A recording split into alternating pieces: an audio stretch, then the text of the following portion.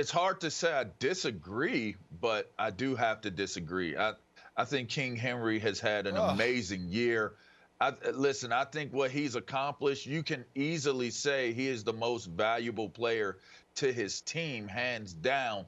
But I just think Aaron Rodgers did such an amazing job this season and what he was able to accomplish and what he was able to do, his protection of the ball, not turning the ball over in the interception, the turnover category, the amount of touchdowns that he's been able to throw, the victories that he's been able to lead them to. And in fact, the game that made it a deciding factor for me for Aaron Rodgers was the Tennessee Titans game itself. I thought the MVP candidate in Derrick Henry would come out and run roughshod all over top of Green Bay, in and around, through, over the hills to grandma's house we go. But he didn't. He didn't. And he had a head-to-head opportunity against Aaron Rodgers, and all Aaron Rodgers did was pull out that assassin rifle and go to work and go to war. I got to go with Aaron Rodgers as league MVP. LaVar, I should say Mr. LaVar. I hate to do this to you. Man. We come from Pittsburgh, Pennsylvania, and I grew up idolizing you, knowing that this was the guy that you should be like.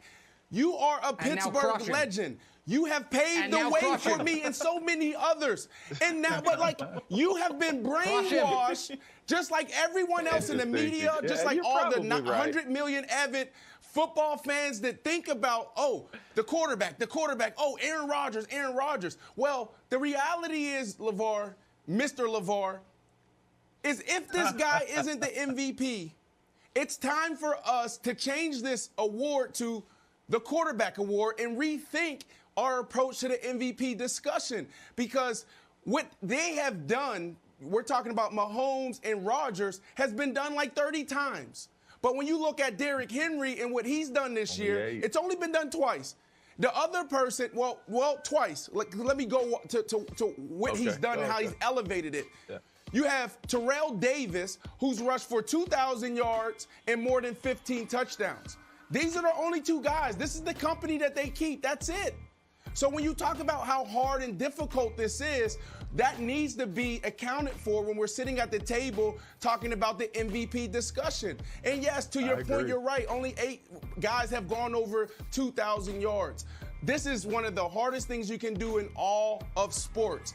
And also, LaVar, think about this. The injury rate in the NFL is what? 100%. True. If you 100%. Make it through week 1, week 2, you're dealing with something. This is the running back position. So to think that this guy made it through the entire season and also needed, 237 yards to make it, and he got 254 yesterday. How many guys have done that? How many guys have rushed for 254 yards in a single game? This dude he is the MVP. We got to have this discussion. If he doesn't make it, if he doesn't win it, how do we rethink this thing? And LaVar, what I've done all year, I painted this picture of the MVP hierarchy by talking about this jet ski and family vacations. So let me show you where we were last week, okay? It's really Patrick Mahomes and Aaron Rodgers that was going back and forth on the jet ski. But let's show LaVar. So there's one thing to ride a jet ski, and there's another to ride a dolphin. This is where we're at today. This is what we need to see. Ridiculous. Oh, wow. This guy right here. LaVar's going to think we're ridiculous. No. Okay. I will say this. Oh, go ahead, LaVar. I agree. Go ahead, LaVar. I agree. I agree. I mean, you make a valid argument. And listen, it's almost like how we look at the Heisman Trophy, right? We tend to look at the quarterbacks, and we tend to really focus in on them. So maybe I am guilty. I am guilty of looking at it from a quarterback's lens. I mean, Derrick Henry has done a phenomenal job of being not only good, but being consistent. Well, this is so refreshing, Nick, for somebody on national TV live to say maybe I'm guilty. That's so refreshing. Okay. I can admit that. Well, so I should have won the Heisman Heisman as a defensive player. I think the phraseology is what hurts him. I think if it was most outstanding player, he has a stronger case because it's valuable and it's so hard for anyone other than a quarterback to create the value of a quarterback. it tilts the award so far in the quarterback's direction. Now, here's a take you won't hear today. You know who I think might have cost Derrick Henry the MVP? Sloman, the kicker. Because if he misses that field goal and it goes to overtime, Derrick Henry has a chance to break Eric Dickerson's record. And if they win that game in the division on Derrick Henry 50-yard touchdown run that breaks Eric Dickerson's record and puts him over 300 in Week 17, I think he wins it.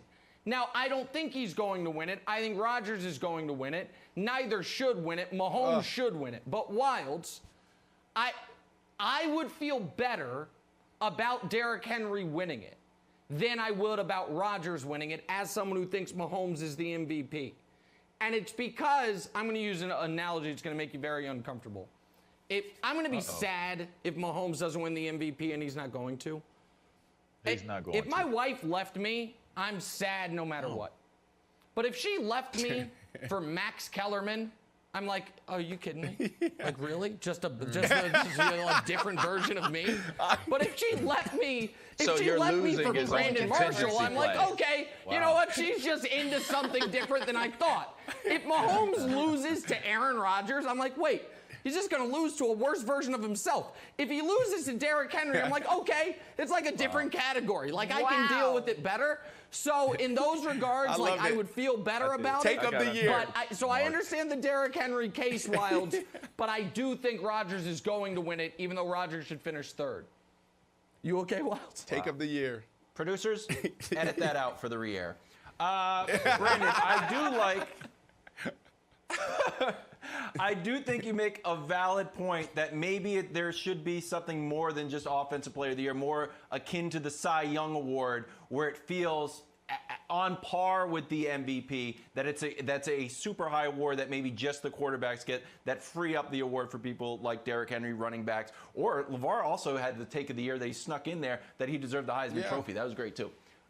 Seriously. Here's the thing about the Derrick Henry thing that you have. I also love the juxtaposition of a super serious conversation and the fact that you have him riding a dolphin holding award. I would also argue that the dolphin should be the award since this is your thing. Votes are due on Wednesday, Brandon. You have 2 more days to make your case, and I like that Nick's take that if he had a overtime win like rushing touchdown like he had against the Ravens. Will you feel, Brandon, more vindicated in your MVP-ness if he carries them deep into the playoffs? I feel like you'll be able to put your chest out even more. The fact that he should be MVP. He's done something that one other player in the National Football League has done. What Mahomes has done and Aaron Rodgers, 38 touchdowns, 48 touchdowns. We've seen almost 30 guys do that before, 30 quarterbacks. LaVar said it. It's the same conversation around the Heisman. LaVar said he should have won the Heisman. Do you guys remember what he was doing back then? I don't know, because it was like 100 years ago, but every time you turned on ESPN or some type of network, he was jumping over centers, blocking kicks. Google it. Like, this discussion needs to be had. We don't need to recreate an award. We just need to rethink how we look at the MVP and the Heisman. I'm throwing that in there, too, for you, LaVar. I agree. Right. Thanks for watching. Subscribe here to get the latest from the show. Also, be sure to check out more of the best clips from First Things First, or go watch a few segments from our other shows on FS1.